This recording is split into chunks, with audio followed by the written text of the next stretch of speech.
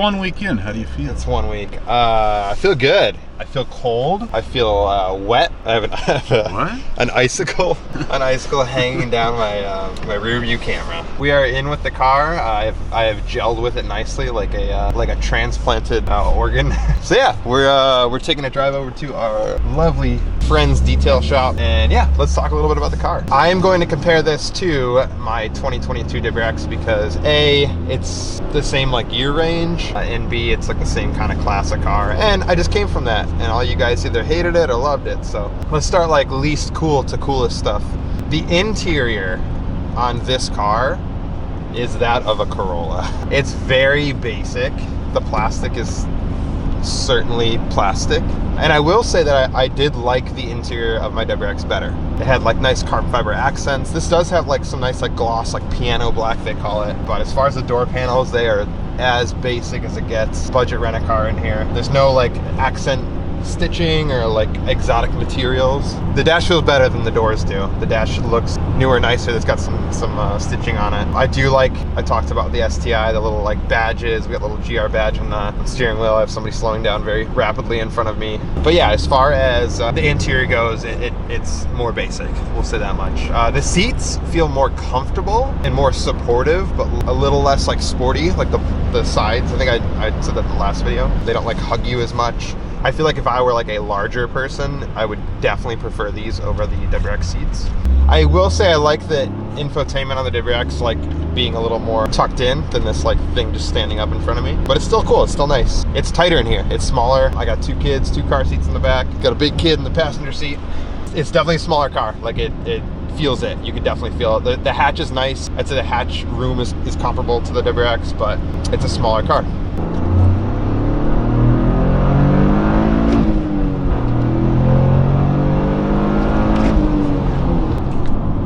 Overall interior doesn't feel like as nice as the WRX, but as far as like the cockpit, if you will, so like all the stuff that I have at my fingertips, I do like this layout better, and the dash is 100% more performance oriented. So there's a lot of customization. You can choose like there's like pretty much 3 pods here that you can choose like what you want them to be. So I have like boost, I have my gear selector, and then also like the G-force meter, which also shows like my current accelerator and brake positions. So that's really cool. Other things that this has, and maybe like with the WRX Limited or GT you would get this, but just some tech features, like it has wireless CarPlay. It has this other really cool thing where it tells me the speed limit on the dash, which I'm not used to, and it's very handy. It also tells me like other information, like if there's like a crosswalk coming up. So yeah, it's a lot of information like right here, and it's all like changeable. Like I could select exactly what I want it to show me. This reminds me a lot of the SI drive as far as the GR4, which allows you to select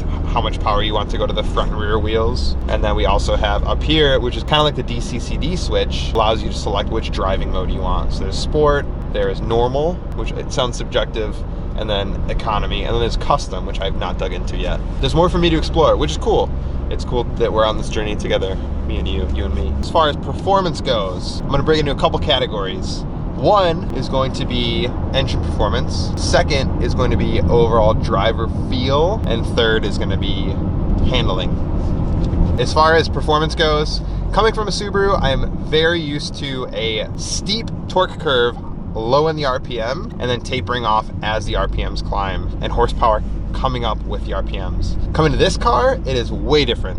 Not in a bad way. So for instance, in my 22 WRX and other ones, I'm sure you guys are used to feeling that immediate just punch into your seat, all the torque hitting right up front, and then kind of the horsepower coming up with it, and then kind of settles down and you shift and it's like Back to the Future. With this, it's not like that. It's a smaller displacement engine. It definitely relies more on the turbo. So as boost builds, so does that torque, so does that horsepower. Typical to like other engine types or manufacturers, the torque and the horsepower come up at the similar time, linear.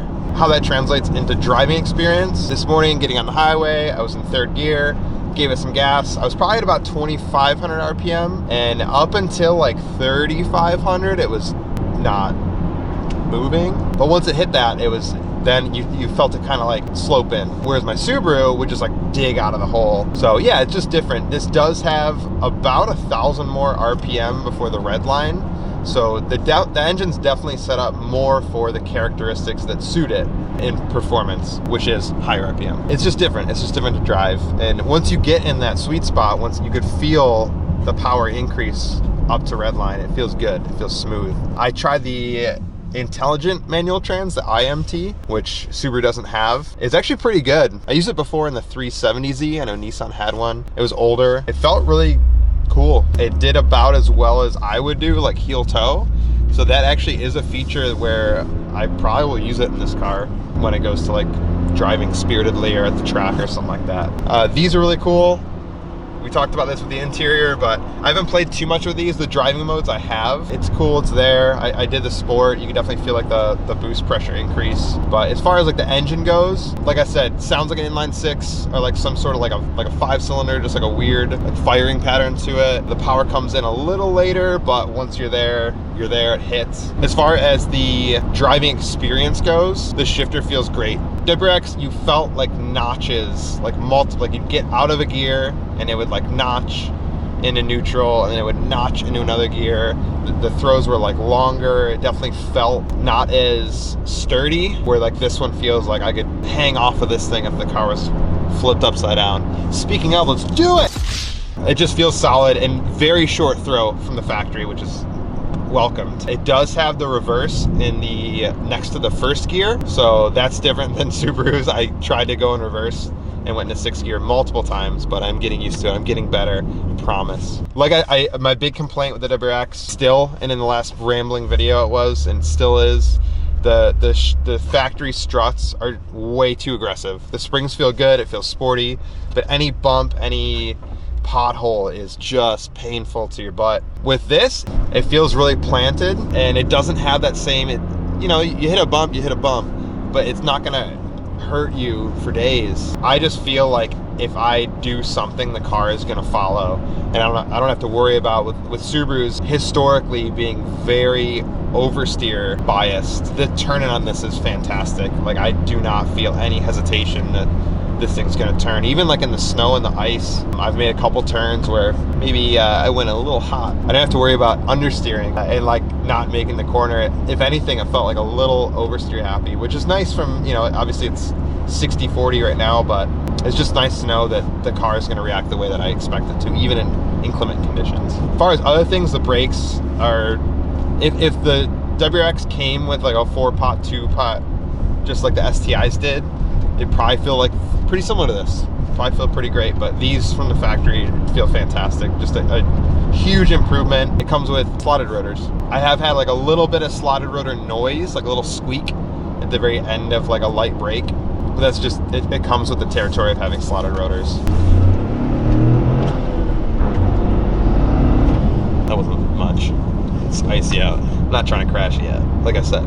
Yeah. Overall, the handling, it just feels like really good. It feels like less punishing, but like better handling. The noises from the car, as far as like driver experience, are fantastic. I've had a few factory, like right off the showroom floor WRXs in my day, and I've also had modified ones. This feels like and sounds like it has like upgraded motor mounts, transmission mount, diff mounts, and like some bushing upgrades.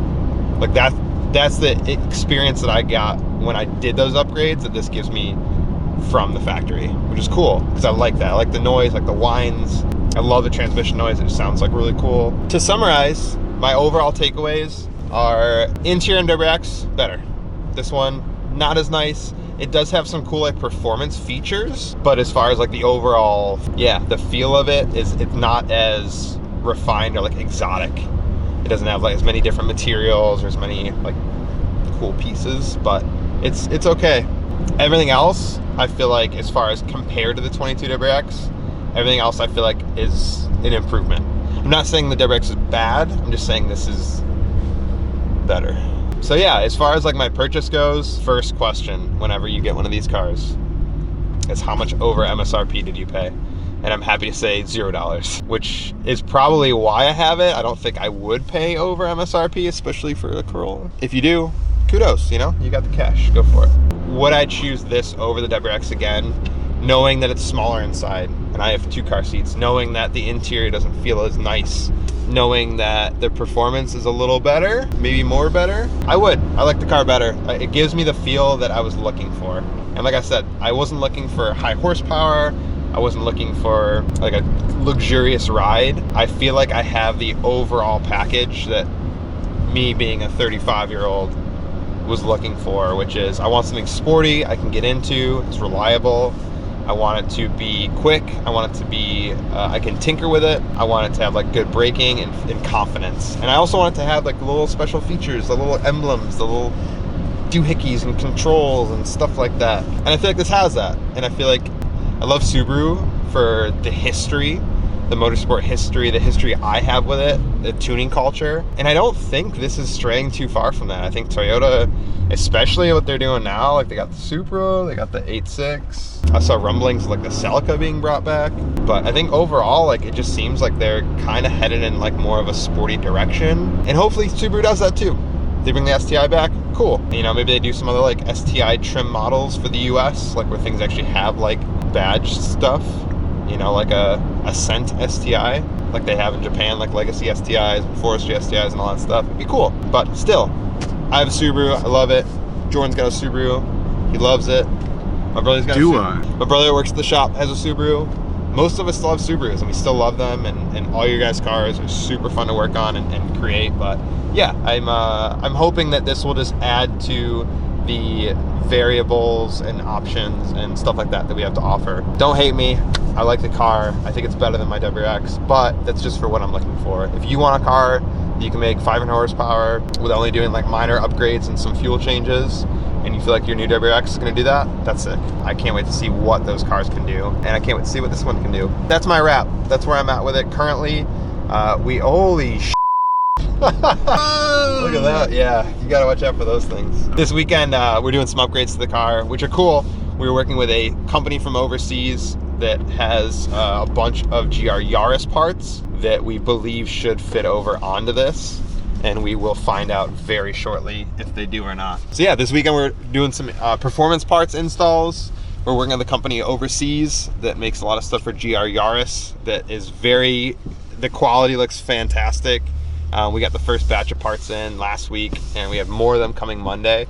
And I'm very excited to try those out. The finish, the fit, the feel, all looks great. The performance, they have like a bunch of research and graphs, dyno charts about the improvements it makes. So this company is already exceeding my expectations to work with.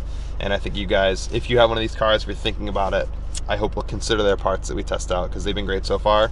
And I'm excited to see what we can do this weekend with this car. So stay tuned, keep your eyes locked. And also let me know what you think. If you think that I'm a total idiot and that I bought this car and paid sticker price for it was stupid compared to my WRX, let me know. See you in the next video.